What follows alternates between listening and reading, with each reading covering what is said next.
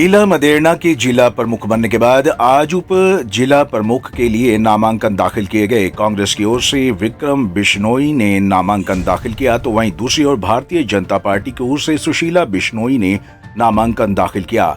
नामांकन दाखिल करने के बाद मीडिया से बात करते हुए भाजपा के वासुदेव देवनानी ने 1 साल के जवाब में मुख्यमंत्री अशोक गहलोत पर हॉर्स ट्रेडिंग करने का आरोप लगाया। उन्होंने कहा कि जिस तरीके से सोमवार को गहलोत ने दबाव की राजनीति की कि कांग्रेस के एक वरिष्ठ नेता धाकड़ साहब को अस्पताल में एडमिट होना पड़ा। उन्होंने कहा कि भाजपा पर हॉर्स ट्रेडिंग का आरोप लगाना गलत है। देवनानी ने कहा कि भारतीय जनता पार्टी ने हमेशा खुले की राजनीति की है। हॉर्स ट्रेडिंग, प्रलोभन और दबाव की राजनीति तो श्रीमान मुख्यमंत्री जी कर रहे हैं।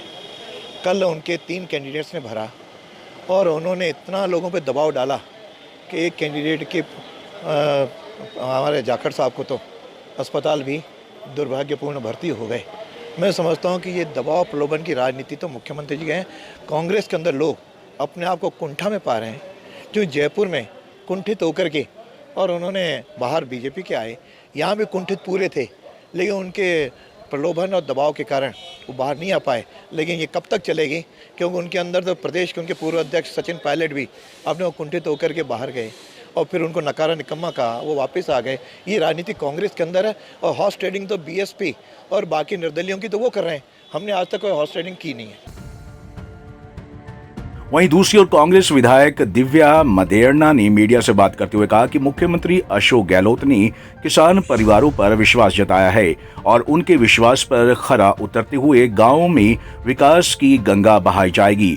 मुख्यमंत्री जी ने जिस तरीके से युवा विक्रम बिश्नोई को उप जिला प्रमुख के लिए चुना है, वो वाकई में काबिल तारीफ है। मदेरणा ने विक्रम बिश्नोई को लीला मदेरणा का बेटा बताते हुए कहा कि अब मां और बेटे की राजनीति में आने से किसानों और आम लोगों का विकास होगा। तो आप देखिए कि उनके जो 3 कैंडिडेट ने भरा फॉर्म, आप उससे सोच सकते हैं भरने के बाद विड्रॉ करना एक नाटकीय था और कहते कि लेट हो गए हम। उनकी मंशा थी खड़े होने की, 3 कैंडिडेट की उनकी मंशा थी। पूरी पार्टी जो अंदर कई लोग कुंठित महसूस कर रहे थे, लेकिन मुख्यमंत्री जी का ये ज़बरदस्त दबाव था। तो इस तरह से प्रजातंत्र में इस तरह का दबाव और सरकारी ये प्रशासनिक ढांचे को उपयोग करना, ये दुरुपयोग करना, इसकी वजह से हुआ। लेकिन तीनों कैंडिडेट के अगर 3-3 वोट भी पड़ते हैं, अगर आप सोच के देखिए, तो बीजेपी, इसीलिए तो हम हंस रहे थे, हम कह रहे थे, लेकिन ये मुख्यमंत्री जी के इंटरफेरेंस की वजह से ये सारा जो है वो हुआ है। बाकी नहीं तो बीजेपी आराम से जीतती। आपको बता दें कि राजस्थान में 6 जिलों में चल रहे पंचायती राज चुनाव आज खत्म हो जाएंगे।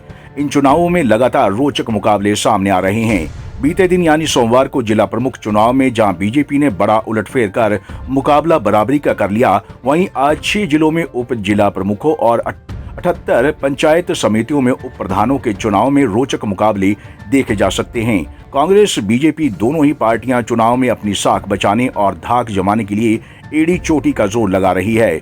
आज भी दोनों ही पार्टियों की ओर से कई जगह जोड़ तोड़ के जरिए हार जीत के समीकरण बदलने के प्रयास किए जा रहे हैं।